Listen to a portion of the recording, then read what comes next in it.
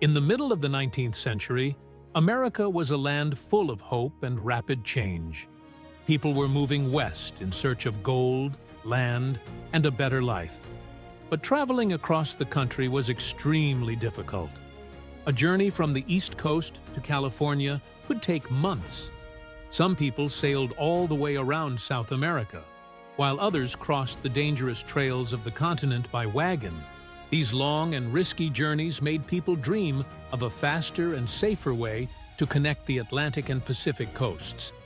A few bold thinkers believed the answer was a railroad that stretched all the way across the United States. One of the strongest believers in this dream was Theodore Judah, a talented engineer. Judah imagined trains climbing the Sierra Nevada mountains in California, running across deserts and rivers, and eventually linking with railroads already built in the East. He worked hard to convince wealthy businessmen and government leaders that such a project was possible. Judah's vision became known as the Transcontinental Railroad, and it was one of the biggest projects of the 19th century. Although Judah died before it was completed, his dream lived on and inspired thousands of workers to risk their lives in order to build it. The Central Pacific Railroad Company was created to take on the western portion of the project. Its leaders, later called the Big Four, were Leland Stanford, Collis P. Huntington, Mark Hopkins, and Charles Crocker. These men were powerful businessmen who saw the railroad as both a patriotic duty and a chance to gain great wealth. But almost immediately, the company faced a serious problem.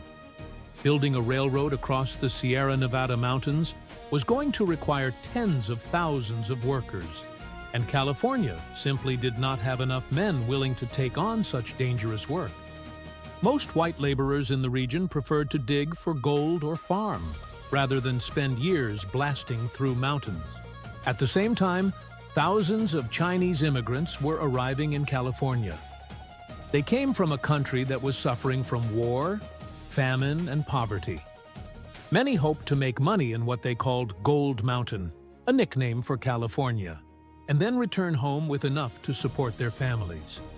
At first, the railroad leaders doubted that the Chinese could handle the brutal labor required to carve tunnels through granite and lay heavy track.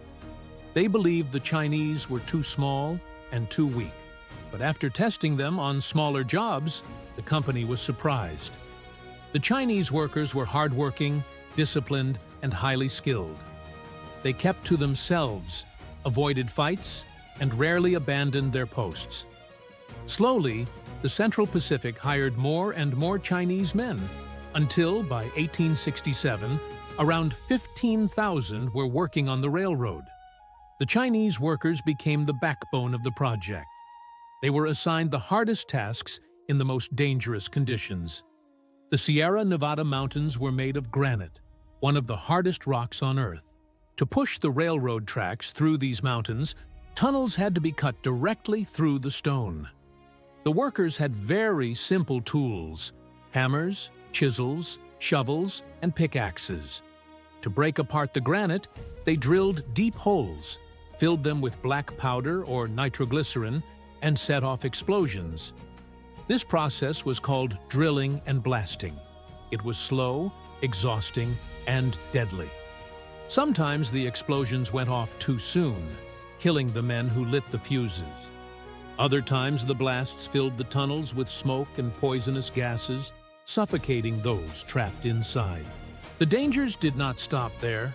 The Sierra Nevada was a place of extreme weather. In winter, snow piled up higher than houses. In the terrible winter of 1866-67, snow reached 40 feet in some places. Avalanches buried entire camps of workers. Dozens of men were killed, and some were never recovered. In summer, the sun beat down with such force that men risked heat stroke as they worked 12 or more hours each day. Through all of this, the Chinese kept digging, blasting, and hauling rock. Life in the camps was harsh, but the workers built their own routines. They usually lived in wooden huts or canvas tents close to the construction sites. Because the Central Pacific Railroad did not supply much food, The workers provided for themselves. They organized kitchens and brought in rice, dried vegetables, pork, fish, and tea from Chinese merchants. This diet was healthier than the salted meat and bread given to most white workers, and it helped the Chinese avoid some sicknesses. They also used traditional herbal medicine and acupuncture to treat injuries and illness. In this way, they created small communities that supported one another, even though most of them were far from their families in China. Despite their hard work, the Chinese workers were paid less than white workers. A Chinese laborer usually earned around $30 a month, but he had to pay for his own food, clothing, and shelter. A white worker could earn about the same or more, but often received meals and lodging from the company. The Central Pacific knew the Chinese were essential, but they still treated them as cheap labor. Even so, the Chinese endured because they had few other choices. The most famous and difficult tunnel was the Summit Tunnel at Donner Pass. It stretched 1,159 feet through solid granite, at an elevation of more than 7,000 feet. To build it, teams of Chinese workers hammered long drills into the rock, planted explosives, and then ran for their lives before the blasts. Inside the tunnel, men worked in smoke-filled darkness, lit only by candles. They chipped away at the rock inch by inch, sometimes advancing less than a foot in a whole day. It took more than a year to finish the Summit Tunnel, and it cost many lives. The bravery of these workers is hard to imagine today. Some were lowered in woven rope baskets down the sides of cliffs hundreds of feet high. Dangling in the air, they drilled holes into sheer rock walls and packed them with explosives. They were pulled up just in time before the blasts went off. One mistake meant instant death. Yet these men continued, day after day, because they needed the wages and because the project demanded it. Theodore Judah, the man whose dream had started it all, never saw the railroad completed. He died in 1863, years before the tracks were joined. But the Chinese workers and others carried on his vision. Finally, on May 10, 1869, the Central Pacific Railroad from the west and the Union Pacific Railroad from the east met at Promontory Summit in Utah. To celebrate, officials drove a golden spike into the track. It was remembered as one of the greatest achievements in American history, the moment when the nation was finally connected by rail. But when the photographs of that celebration were taken, the Chinese workers were almost completely absent. The men who had done the most dangerous work, who had blasted through mountains and died in avalanches, were left out of the story. History books praised the businessmen and engineers, but barely mentioned the thousands of Chinese laborers. Their contributions were quietly forgotten, almost erased from memory. This forgetting was not an accident. At the time, many Americans did not like the Chinese. White workers often saw them as unfair competition for jobs. Newspapers spread negative stereotypes, and violent attacks against Chinese communities were common. In the years after the railroad was completed, the United States passed laws to stop Chinese immigration. The most famous of these was the Chinese Exclusion Act of 1882. Because of such discrimination, the role of Chinese workers in building the railroad was ignored for generations. Only in recent decades have historians begun to rediscover the truth.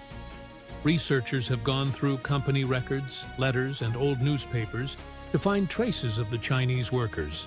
Archaeologists have studied the sites where the workers lived, uncovering bowls, tools, and other artifacts. Descendants of the laborers have spoken out to honor their ancestors. Museums and books now tell their story, and memorials have been built to remember them. The story of the Chinese railroad workers matters because it reminds us who really built America. Great achievements are not only the result of rich businessmen or powerful leaders. They are also the result of ordinary men who faced danger, worked with courage, and sacrificed their lives for a dream. Remembering the Chinese workers also shows how prejudice can erase people from history. Their story was nearly lost because of racism, but today it has returned as an important part of the American past.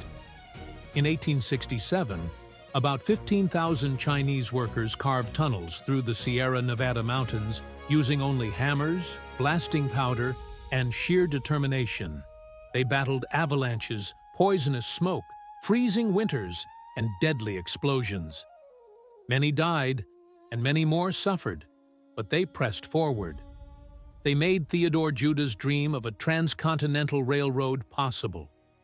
Yet, once the work was done, they were left out of the photographs, the celebrations, and the history books. For more than a century, they were forgotten. Now, at last, we can say their names and remember their courage. They did not vanish.